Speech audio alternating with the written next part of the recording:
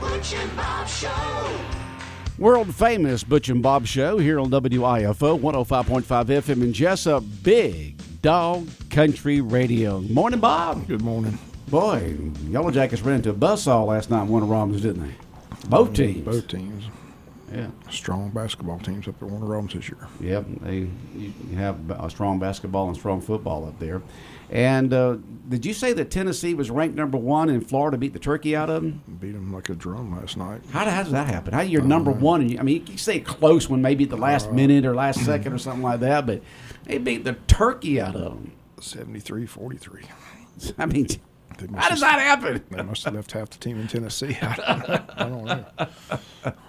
They just ran into a buzz. I mean, here you are number 1, and you play a team and you lose by 30 points. I wonder how far they'll drop. I'm sure they'll drop. Just glad to see Georgia playing well. Georgia's playing fantastic, aren't they? I mean, this is the best b-ball they've played in a while. A lot of optimism on that basketball team. Hopefully they can get to the NCAA. It's been a while since Georgia's been in the NCAA tournament, so hopefully they can continue to play well. But they've only lost, a couple or something like that? They lost 2, I think. They lost. They're unbeaten at home, but that was the first SEC win. They lost the first game in the SEC to Ole Miss, but they came back strong and beat Kentucky at home. So beat Kentucky. That's fantastic. Now, was Kentucky, didn't they change coaches? They don't have that Calamari or whatever his name was. Calipari's gone. Calipari, yeah. He's at Arkansas. He's at Arkansas now. Okay, so they got another coach now. It's hard to keep up with all of them. Yeah, I saw him. I don't recall his name. You don't call Calipari? No, I don't know who the new Kentucky. Oh, you don't know is. who the coach? Yeah, neither do I. I was watching the game, but I didn't catch his name. Neither do I. Well, you figure they hired some top person because that's their religion up there in Kentucky is basketball. When it comes to sports. I didn't recognize him. Okay. Well, he had to have a good pedigree to get there, a good track record to get there, but I don't know who he is. He's having a good season, but that was their first SEC loss last night in Athens. So, Did you go to a bunch of basketball games when you were at Georgia there in the Coliseum? Every one. You went to every one? Did you cover them, or did you just go into because you wanted to? Just went as the fan. Like I said, the students get in free. So you got in free. I mean, I went to a few, but I didn't go to every. I was there. I mean, they had a good basketball. They had the human highlight film when I was there. Dominique Wilkins. Oh, Dominique was. Oh, yeah. No reason why you went. You saw Dominique was there. Terry Fair, Eric Marbury. Eric Marbury's from New York. I had several classes with him. Became good friends with him. They called him Sky Dog. Sky Dog. He was a great guy. So, but yeah, basketball was fun. Oh, good. Wasn't that great when I was there. Matter of fact, you usually saw, writings here, there, and yonder on bulletin boards and places like that, saying fired the basketball coach. I can't remember who it was at the time. Durham was the coach, but he was a good guy. Durham's Dogs. Durham's Dogs, yeah. Still played in that antique of a building, the Coliseum. Basketball one night and then the rodeo the next night. Bring in the dirt. Take off the hardboard. Bring in the dirt. Right. Still doing that after all these years, Bob. I know. I was talking to Michael Connor last night. He said that's why they can't get good basketball. You get a lot of these rosters. They got all Georgia players on their roster, but Georgia it's hard to recruit when you take them to the Coliseum and say, this is what you're going to play in. Then you take them to the Dean Dome or Rupp Arena. Yeah. I said, whoa, look at this. Like you decide. You got a facility just for basketball. Yeah. You're not going to have a rodeo there the next night or. It's amazing they haven't built a new facility. I know. After all these years, they have not built a new facility there for basketball at Georgia. I mean, they made some improvements to the inside, but still, it's just the same old Coliseum. I remember running up the stairs there inside the Coliseum when I was on the cross-country team there. Yeah. You go in there and run up and down the stairs, up and down the stairs, But it's still amazing. And then they, of course, on the beams going up, they've got the fence there, so you can't, if you didn't, you'd have people probably ride motorcycles up the, those things up across the top and the bottom there on those beams that hold the roof up there, where they had all those fences around it, to keep people from going up a certain distance. They said Jake Scott ran his motorcycle up on that Coliseum roof. Well, he had to. Said. You talking about outside? Yeah. Yeah, outside. But he went up. He had to move the fence out of the way to get there because they have this big white. May not have been a fence at the time he was there. I don't know. I don't know. Maybe that's the reason why they put him up there. They tell a story that Jake Scott. What years did Jake Scott play? way back in the early 70s. Oh, yeah, that's probably what happened. He probably did that, and they said, we may need to put some fence up here. Jake may want to go up there again on his motorcycle. That makes sense.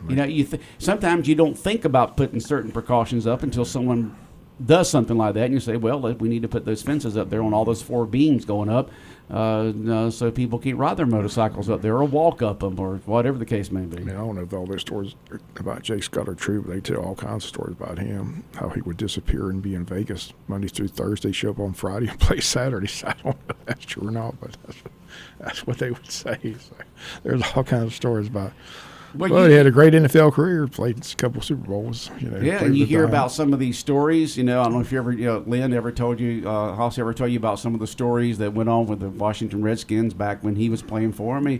It was a lot more relaxed type of time period in college and in pro back then, where today, everything you do, everybody's got a camera, they got a video. Right. No matter what you do, someone's going to take a picture of you, take a video of you. And so and a lot more restrictive these days with social media and PC stuff and all that kind of stuff. But back then they used to there was a lot of folk. I mean, Ken Stabler, he was known to party. He'd show up to play a ball game, and he was wondering if he could even walk through the doors. These kids got to videotape everything nowadays. Friends of mine, our age, we just joke if they had that back in the day, we'd be in jail. They videotaped some of the stuff we did. Want to be good. Wouldn't be good, huh, Bob? Yeah, wouldn't be good. Wouldn't be good, huh? Now, somebody just text in. If you always have questions, comments, announcements, anything you want us to do here, all you got to do is text it in at our regular business line, 912-427-3711. That's our business line is text enabled at 912-427-3711. Someone just texted in and said the first combined Wayne County Middle School baseball team starts practice today. So you got the sports teams combined this year in the middle schools to help them be more competitive against these other middle schools here in Southeast Georgia. So go middle school baseball, and we're less than a month away from Wayne County baseball in their first game. Less than a month. Bob. Less than a month for that Wayne County varsity baseball game. Ought to be a good team this year, right? Should be very strong. Looking forward to it. Pitching should be very, very good. So a lot of good arms on that baseball team this year. So should be fun. Looking forward to it. Wish the weather would be a little bit better, but like I said, starts off cold, ends up hot. So. Yeah, that's that. It's just like with football. It starts off hot and ends up cold. You just seasons go for a long time. You go from one season to the next. The Jaguars looking for a new head coach. I hope they get. I would love to see John Gruden in Jacksonville. John Gruden in Jacksonville wants to come back in the NFL. That'd be a great hire for the Jaguars. So if Shaka Khan's out there listening, go get John Gruden. The list they showed they're talking to bunch of nobodies. Go get a name. Go get someone's going to create some excitement. Okay. Go get a Pete Carroll or a John Gruden or Rex Ryan, somebody that's been there before. I can't see Pete Carroll in Chicago. That just doesn't fit his image, his style, and his persona. Not Chicago. His hair won't look good in that windy. That's snowy. I mean, snowy Chicago. Maybe he could go to L.A. Be be the Raider coach. Be out there. He's a West Coast guy. He's not middle America Chicago Bear type of coach. You need a tough guy in there. Can't wait to see the Raiders get, because they say Brady's going to have a big influence on who the new head coach is, because he's got some ownership on the Raiders. So unfortunately, he's not making that call to Bill Belichick. So that's interesting. I'd like to see somebody sit down. No, Bill just got him a job. He's not going anywhere.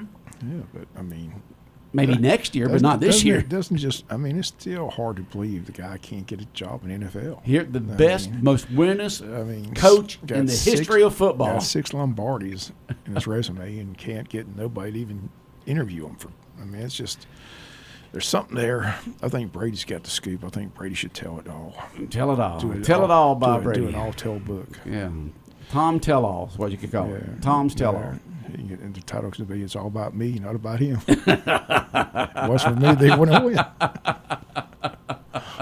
That's all that I mean, that's what it's. That's right, Bob. That's what it came down to. Everybody That's asked the right. question: was it Brady or was it Belichick? And Belichick left, and Brady still won. Well, so they won a Super Bowl when Brady was injured. Yes.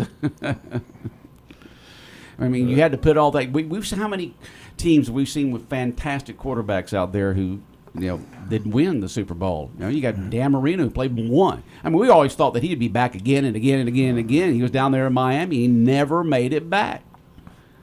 It's just, and just it shows you what they put together there with Brady and with Belichick and the team they would be able to put there in New England all those years. That's hard to do. It's just hard to believe he's coaching in college and not the NFL. It's just it is. It's just really with all these teams looking for a head football coach. I mean, he could have just sat back and waited, but apparently he can't get anybody interested in him. I mean, he's not.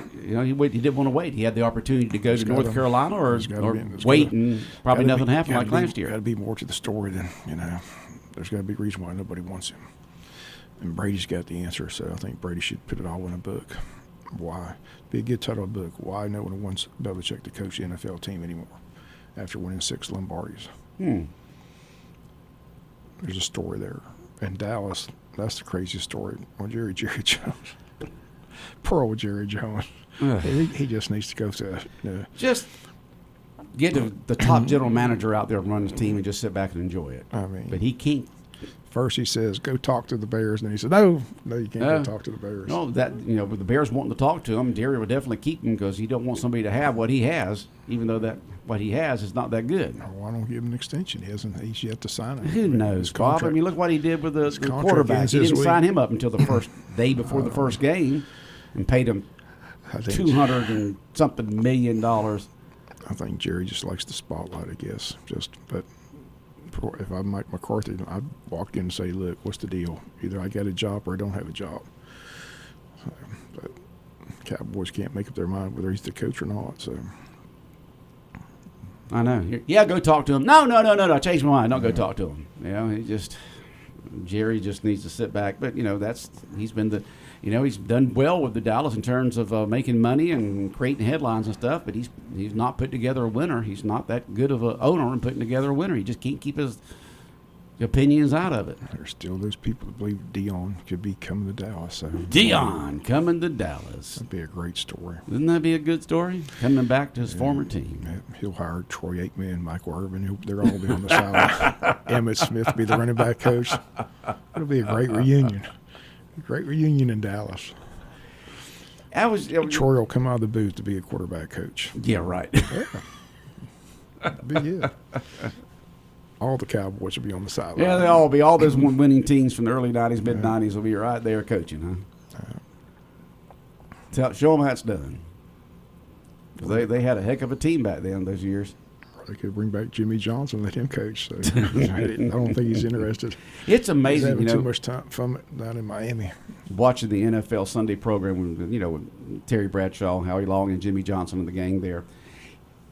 Well, Jimmy will talk about coaches calling him for advice. I mean, even Bill Belichick did, and other coaches called him for advice. I mean, he hadn't coached since the mid-'90s, and they still call him for advice. It's just absolutely amazing that he still has that kind of influence over long-term successful coaches, along with rookie coaches too. They all seem to call him. He was a great coach. Yeah. I said, Aikman and all them said if Jerry Jones would let him left it alone, they would have won. Haven't noticed any more Super Bowls. They wanted to Jerry just stayed out of it. They coach on, Jimmy, coach on. Tell me what you need, and I'll provide it for you. There's a lot of teams looking for a head football coach. It'd be interesting how it all plays out. So, but I'd like to see John Gruden in Jacksonville. That would be nice to have Gruden in Jacksonville. Yeah. We'll see what happens there. They hadn't interviewed him yet, have they? No. Okay. He's not even on their radar, but he's a Super Bowl winning coach, so he's looking to get back in the NFL. So all those former coaches, like I said, Rex Ryan wants to get back in, Pete Carroll wants to get back in. They're all begging to get back in. The question is, will somebody give him a job? So Pete Carroll needs to go to Las Vegas. He needs to be a Raider. You don't think he looked good on Blizzard in that's Chicago. not his style. I mean, that's not his area. I mean, it's just he would be totally out of his element. You know, here's a California West Coast guy. He needs to be out there. He's like one of those guys that doesn't age. He's like I know he does. I mean, I don't know what he does, what he eats. You know, what kind of exercise program he has, because he doesn't age at all, does he? He's like Dick Clark, never changed. You know, just always look the same. Yeah. Always looking good. Pete Carroll always. I mean, just the guy doesn't age. So, but he's a good coach as well. So, be interested to see who does talk to these guys. So. Yeah. So, what did you take from last night's Jesup City Council meeting? You had all those different news actualities and so forth. Well, like I said, the communication system is definitely an issue. You know, they had the fire chief and police chief there playing audio. They had a fire a couple of days ago.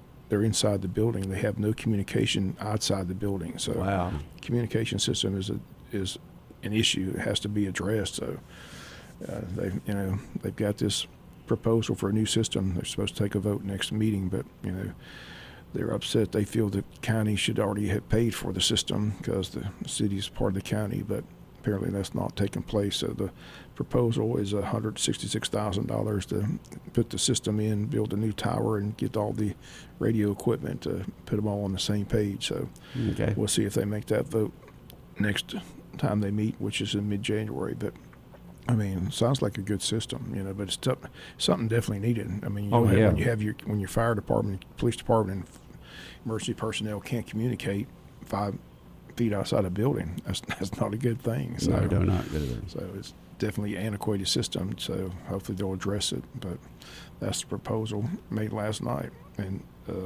good news on the East Jesup Sewer project. They're going to bid that out in February. So, like I said, they made those adjustments to the project and proposal, so they feel like they've got it within their budget that they've got. They've got $10.8 million towards that project, so they're going to bid it out next month, early February. So see what kind of interest they get on that. They said they'll have several people bid on the project, so hopefully they get that project up and running. So that's the big take. Also, the flock cameras are up. That's a good sign. These Chief Hamilton talked about how those have been vital. Apparently these flock cameras, when there's a armed robbery or a stolen vehicle, they can put it out there, and those cameras pick up the car tag. And they said the shooting at Bayview Apartments, it became vital. Those flock cameras were able to pick up that vehicle and track it down and make an arrest quickly. So he says it's been a great asset to the law enforcement, those flock cameras. Yeah. So apparently there's 13 in the county. The county's got 7. The city's got 6. So they're up and running. So I guess they're the higher traffic areas of traffic and maybe certain crimes too. I don't know. Well, what was funny is Pam Schumann asked where they were located, and Mike Deal said all across the county. We're not telling people where they're located. Oh, you've got to be able to see them. You just said there's one near the radio station, probably down there at the Henson Mosley Highway 84 road there, I would imagine. All I know is they're all around the county. They're all around the county. They're not telling people where they're at. Yeah. So, but apparently it's been a great asset to the law enforcement. Plus it's plugged into systems all across the state and all other states as well. So again, they said it's been very helpful in tracking down criminals. Now, are these just for that, or is it for traffic situations also, or is it just try to help with crime situations? Well, apparently they can get your tag number if you don't have insurance, so you better have insurance. So You don't just run people's taxes. They're using it for a lot of things. So they say the camera's been very helpful. So, but they're up and running. So their slogan is, "We be watching you." There's cameras all. We're watching you. We're watching you. Cameras all around. So that's good. Well, and I was talking this with my youngest son yesterday. That no matter where you go, what you do, you for convenience, for people's convenience, we've all got a tracker on. Not all, but most people have a tracker on them, which is a smartphone. Okay. And you hear court cases and you look at the evidence that the police received just from your smartphone, and whether it's on or off or whatever the case may be, all that information is stored in a server somewhere and will be used at any time that the officials think it needs to be used. And so that's just our smartphones, and then we've got our tablets and laptops and stuff like that. smart TVs that are hooked up through the Wi-Fi, internet, and that kind of stuff. That keeps up with you. And I know somebody who just recently bought a car, and the car is just amazing with the cameras and the information it has on there. And then, of course, that's all stored somewhere. And so for convenience these days, people have given up their right to privacy. And for a lot of folks, they don't care, or they wouldn't have all those items, but they want that convenience of having that car with every single electronic device on it you can think of, and a smartphone and televisions hooked up to internet and Wi-Fi and stuff like that. It's just giving up our privacy. But the thing about it is people's not really looking at that information until it may be needed by some official somewhere. Then, of course, big corporations that keep up with it, who buy that information to be able to market to you. They know, sometimes they know what you want to buy before you want to buy it. Yeah. So, that's just the way society is today in terms of our lack of privacy is gone, and we've allowed it because we want that convenience. She says it's been a great asset to the department to have those cameras up. So. Yeah, it helps with crime. And it helped that case the other day. It helps with crime and stuff like that. And it helps keep the community safer. As long as it's not being abused, which most cities don't have the time to do that, or counties, as long as it's not being abused in any type of way, then it's a great service to law enforcement and other officials to be able to keep up what's going on in the community to keep us regular citizens safe. Those cameras help finding that guy that killed that guy in New York. So yeah, that's how they caught him. Had a picture of him at a window somewhere and put his picture out there, and some person at McDonald's said, "That's him. Come get him." Yeah, and the guy who rammed his truck there in New Orleans, he had those camera glasses on. And walking through the day or two or before, whatever the case may be, before he did that horrible crime, he had those glasses on that send all the information back to a server somewhere. Just like it would be like me holding up my smartphone right now and taking a video. That's basically what those glasses do. And they've shown what he saw as he walked through Bourbon Street area in the French Quarter, casing it out. He was casing the place out with those glasses on so he could record it back somewhere. And people not know he's recording. Another thing from the city meeting last night, Mike Deal and the commissioners commended the city workers for the cleanup after the hurricane. He said that doesn't happen in a lot of communities. A lot of communities still have a lot of debris piled up a lot of places, but they give kudos to the city employees who worked hard to get all that stuff picked up and taken and disposed of. So hats off to them. But Mike Deal says we're fortunate in the city of Jesup, Wayne County, after a hurricane, everybody pitches together and works hard to get all cleaned up. And right. That doesn't happen in a lot of other places. So they commended the city employees for all their hard work in doing that. So hats off to them. Yep, hats off to all the city workers there who are getting Jesup looking good after the hurricane. And, of course, here in Wayne County, I think a lot of places have been cleaned up pretty good here in Jesup, Odom, Scriven, and Wayne County. No, it's all about getting reimbursed for all the work they did. And, Nick Ellis said they'll have update on that at the next meeting on what FEMA's, what the reimbursement is so far. So that's what you hope, that they reimburse you for all the cleanup and everything you do. Yeah, get the money back from FEMA. Right. Yeah. All right. Well, anything else, Bob? That's about it. That's about it. All right. Have a good day. All right. The world famous Butch and Bob show here on WIFO 105.5 FM in Jesup has been brought to you by Murphy Builder Supply, First Southern Bank, and by the service department at GNS Auto Sales.